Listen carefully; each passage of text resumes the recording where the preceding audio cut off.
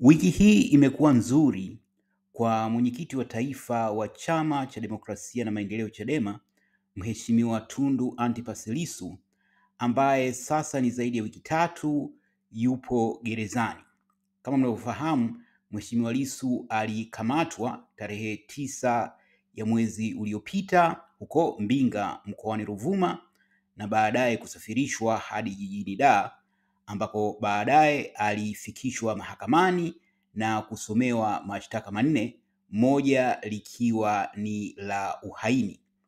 Na baada ya kufikishwa mahakamani kwa mara ya kwanza akiwa in person, yani yeye mwenyewe binafsi mtu mzima akiwa mahakamani, serikali imefanya danadana mara mbili kumleta mahakamani, ambapo alipotakiwa kufikishwa mahakamani kwa mara ya pili, serikali iliendesha kesi yake kwa njia ya mtandao ambayo ilikuwa ni kinyume na matakwa yake Mheshimiwa Lissu mwenyewe, lakini pia ilikuwa kinyume na matakwa ya wanasheria wake.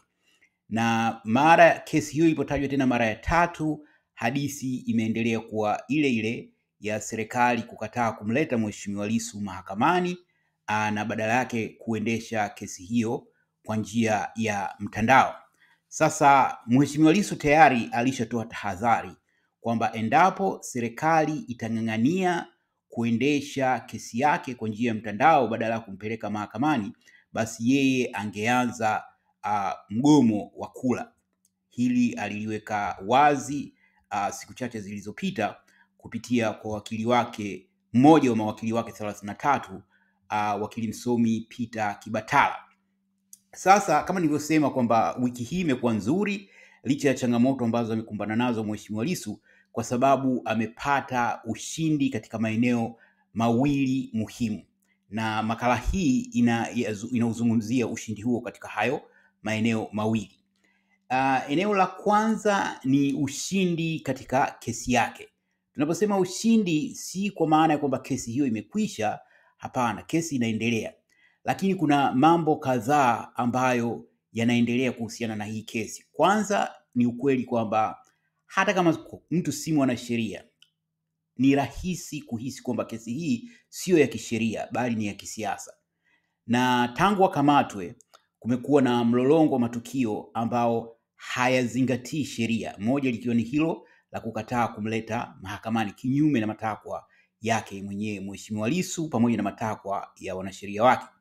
Lakini jingine ambalo ni la kusikitisha ni la kubinya haki yake ya kukutana na familia yake, kukutana na wanasheria wake, kukutana na wanachadema wenzie na kukutana na watu mbalimbali ambao wamekuwa wakimtembelea gerezani. Hakuna sababu ya msingi ambayo imetolewa na serikali wala jeshi la magereza kuhusu kwa nini wanakandamiza haki hiyo ya msingi, kwa sababu mpaka muda huu Mheshimiwa Lissu ni mtuhumiwa, hajafungwa, hakujapitishwa hukumu dhidi yake, na hata ingepitishwa hukumu, hata wafungwa wana haki ya kutembelewa, lakini Mheshimiwa Lissu haki hiyo imekuwa ikikandamizwa. Lakini kibaya zaidi, ukandamizaji huu unaathiri mwenendo wa kesi kwa sababu wakati mtuhumiwa yupo gerezani, maongezi kati yake na mwanasheria wake yanapaswa kufanyika kwa faragha. Askari wa magereza wanatakiwa kuwa tu wanaangalia kwa umbali kuhakikisha kuwa wakili hamkabidhi kitu chochote mtuhumiwa, lakini maongezi kati ya wakili na mtuhumiwa yanatakiwa kuwa ya faragha, kwa maana kwamba wale askari wa magereza hawataki kusikiliza. Lakini katika kesi hii ya Mheshimiwa Lissu, katika muda huu aliopo gerezani, kila mara mawakili wanapokwenda, askari magereza wanakuwa mmoja yuko na Mheshimiwa Lissu, mwingine yuko upande wa wakili. Kwa hiyo hii ni ukiukwaji wa haki za msingi za Mheshimiwa Lissu. Lakini pamoja na hayo, ndio leo umepatikana ushindi wa kwanza. Naweza kusema ushindi kutokana na mazingira yenyewe yalivyo kama nilivyoeleza awali. Na ushindi huu ni ambapo leo tarehe 6 ya mwezi Mei 2025, mawakili wa Mheshimiwa Lissu wamepata ushindi muhimu katika mahakama ya hakimu mkazi Kisutu.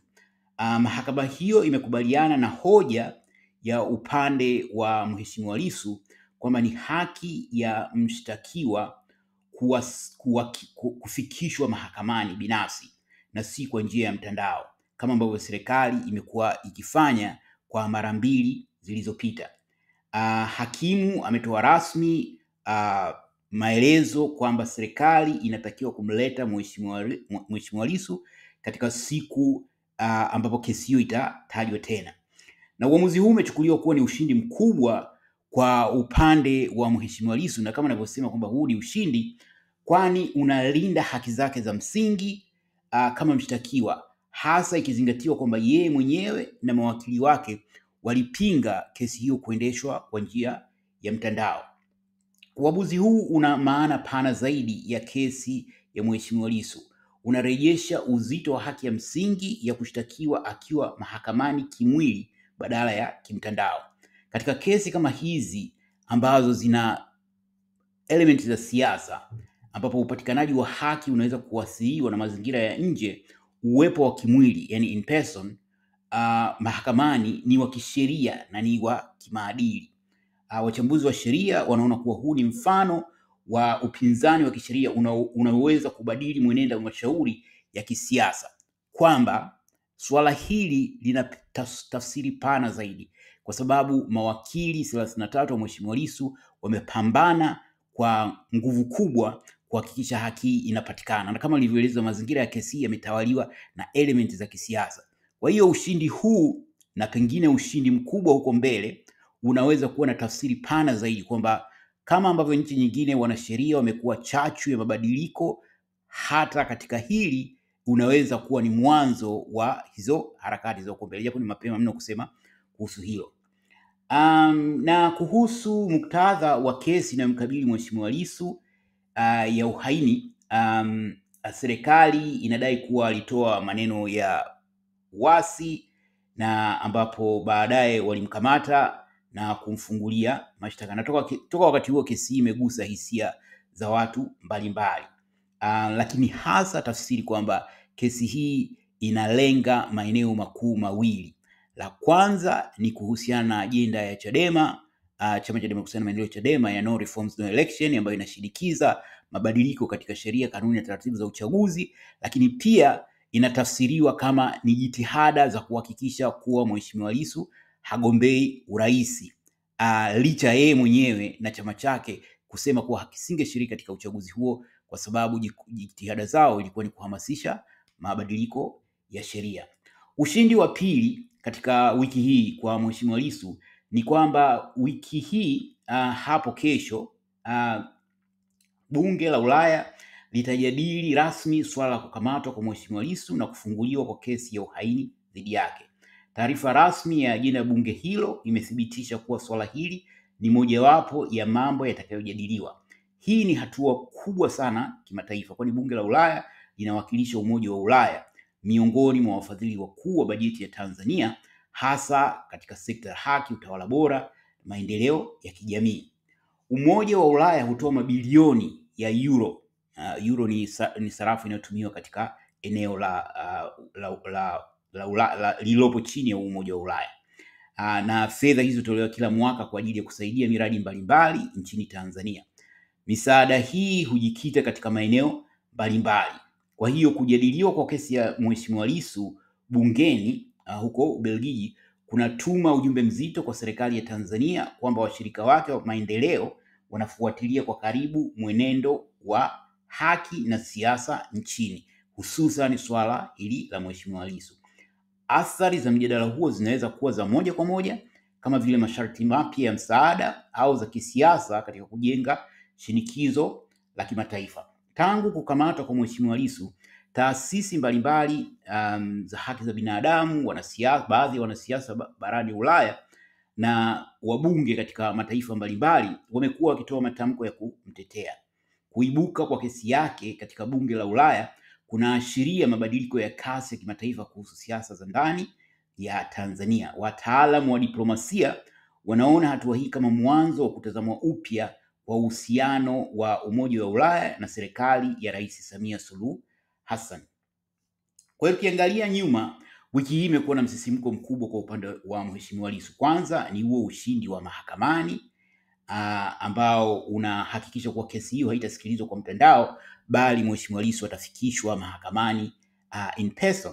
Lakini pili ni kutajwa rasmi kwa kesi yake katika suala hili katika moja ya ajenda za mijadala ya bunge la Ulaya hapo kesho, hatua ambayo inaweza kuibua maazimio makali dhidi ya Tanzania endapo serikali itaendelea kumshikilia kwa misingi ya kisiasa. Wataalamu wa sheria nchini wamepongeza uamuzi wa mahakama leo kama ushindi wa katiba dhidi ya hila za kiutawala. Wakati huo, wachambuzi wa diplomasia ya kimataifa wameonya kwamba serikali ya Tanzania ina hatari ya kujiingiza kwenye mgogoro wa kidiplomasia iwapo itaendelea kushikilia msimamo wa kisiasa dhidi ya wapinzani wake. Kwa upande wa Chadema, viongozi wake wamekaribisha hatua hii kama ushahidi wa nguvu ya mapambano ya haki bila vurugu.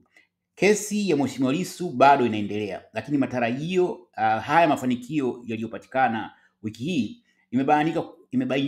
yanaonyesha kuwa bado kuna mianya ya haki kushinda licha ya mazingira magumu. Yaani haya yaliyojiri yanaashiria kwamba haki bado ina fursa yake, kwa sababu katika maongezi baadhi ya watu wamekata tamaa na wanakatishwa tamaa pengine kuona kwamba mwamko wa wananchi imekuwa ni wa kulalamika zaidi, comments nyingi mtandaoni, lakini hakuna jitihada kuhakikisha kuwa haki ya Mheshimiwa Lissu inapatikana. Lakini matukio haya yanaleta matumaini. Kikao cha kesho cha bunge la Ulaya kinaweza kuathiri si tu mwenendo wa kesi hii, bali mahusiano ya kimataifa ya Tanzania. Jambo moja ni dhahiri, Mheshimiwa Lissu ameanza wiki hii kwa mafanikio, na hali hii inaweza kuwa kichocheo cha mabadiliko makubwa zaidi ndani na nje ya Tanzania. Kwa kifupi, kama nilivyosema, wiki imekuwa na mafanikio na huenda ikawa ni mwanzo wa mwangaza mpya katika kesi. Je, una maoni gani kuhusiana na haya matukio mawili?